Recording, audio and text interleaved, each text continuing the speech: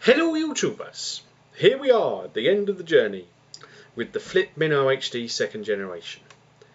I really enjoyed using this and testing it. I really like it, and basically what I'm going to do in this video is take you through my likes and dislikes, and then at the end of the video I shall sort of give you a bit of spiel at the end.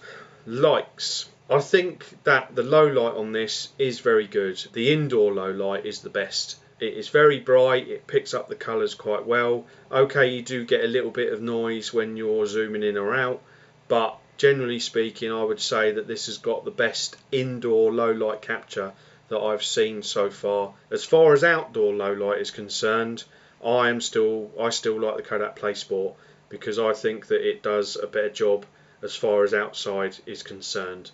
I've been using Movie Edit Pro 15 Plus to do all the editing. I have had a few issues as far as previewing the videos is concerned, but as far as editing is concerned, it's worked perfectly, and I've been able to edit it and do all of the videos with Movie Edit Pro 15 Plus. I also tried it in Sony Vegas and it worked fine in that as well.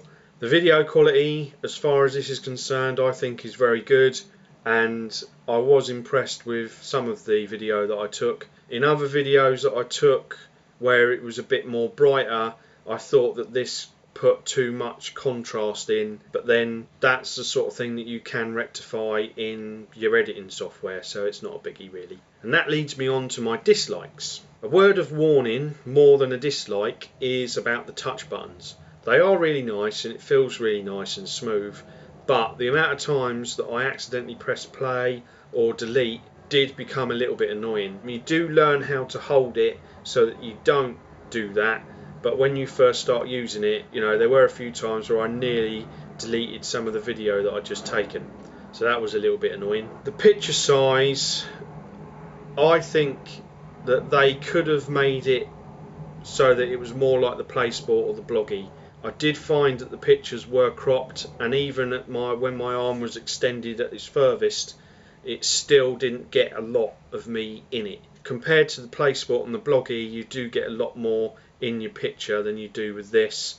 Why they couldn't have made the camera lens a bit wider, I don't know. Considering that even the Creative Vado HD can do that, I thought it was a little bit of a disappointment. And that leads me on to my slightly bigger gripes, if you get what I mean. The limited options that you get with this I thought was a little bit annoying. Considering the price that you would pay for this, I thought that they could have put a little bit more into it. The fact that to take a picture with this, you've got to take the video first, put it into the software, which is relatively good. It's a lot like Windows Movie Maker. Then once you're in the software, you find the bit of video you want, you've got to go through the video you've just recorded, you've got to find the bit of picture that you want, and then you take the picture. For me, that just seems very long-winded, and it would have been nice if they could have just put an option on here where you could have just taken the picture on the actual camera. Considering the price range that this is in, most of the other cameras do have that picture taking option. Why they couldn't have done it with this, I don't know. Also, the fact that you don't have 1080p, you don't have 60 frames, you don't have WVGA, you don't have image stabilization or face detection, that was a bit annoying as well, and I found that I really did miss my WVGA. But then, having said that, it seems that most of the processor goes towards the video quality, so maybe that's why they didn't put the other options in. So that was a bit of a gripe. Also, one of the things that worried me when I plugged that into my laptop as it is, the camera seemed to be a bit tilted, and that worried me because if you break this, then you can't recharge it and you're stuffed. I've got my extension lead for my Sony Bloggy, which I've been using to charge the camera, and that has made a huge difference. And I would recommend to you guys that if you're going to get this camera, get yourself an extension lead, because it does make a huge difference. Because I can just lay that on the desktop and I don't have to worry about this being broken. Also, as far as accessories are concerned, basically you just get the camera, the baggie and a little wrist strap, and that is it. It would have been nice if you could have had an extension lead or a HDMI cable.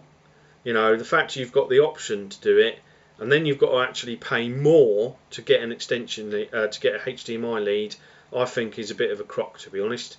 considering the amount of stuff that you get with the PlaySport, the ZI-8 and even the Bloggy, you know, it would have been nice for the amount of money that you pay if they could have, you know, added a bit more accessories to it.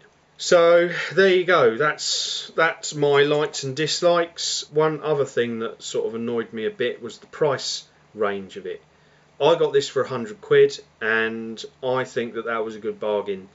I don't think that I would pay any more than that for this camera, even if money wasn't an issue, because compared to the other cameras that are on the market today, and even the ones that are in the same price range as this, you get so much more with the other cameras than you do with this.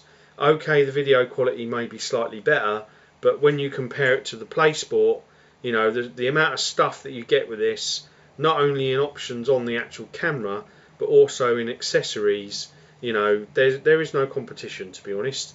And I think that the only way that you would want this is if you specifically want what this can do. Otherwise, as far as value for money is concerned, the PlaySport is the better option. Is it going to replace the PlaySport as far as I'm concerned? No, it's not. I like the PlaySport. I still think it's the best camera on the market at the moment because of the options that you get on the camera, the accessories that you get with the camera, and for the price that you pay for it, I think that it is the best option at the moment. As far as getting the Mino is concerned, I think that if you want something that looks stylish, that's small, easy and compact and sticks in your pocket, that is very basic and has relatively decent onboard software, then this is probably the one for you. But I would recommend that you look for deals and a little bit of money off, because, you know, I think it's a bit overpriced, to be honest. I think that if you're going to be going to a lot of parties, clubs, gigs, a lot of places where you're going to be indoors in low light, then this would be a good camera to get. Also, if you just want a camera that's very basic and you want to do some basic YouTube videos, then the flip cameras are good for that. I have enjoyed using this camera. I do like it. Would I recommend it? I don't think I would, to be honest. Only because I like the PlaySport and what the PlaySport gives you, and I think the PlaySport is a better camera overall. So there you go. That's my review and my tests. Hope you've enjoyed it. If I've offended any flip owners, then I do apologise. Like I say, I do think it is a good camera. I wouldn't recommend it because I think the other cameras give you so much more. So there you go, that's the end of my video. I hope you've enjoyed. I hope you have a good day, and I'll do some more later on. Okay then, bye bye.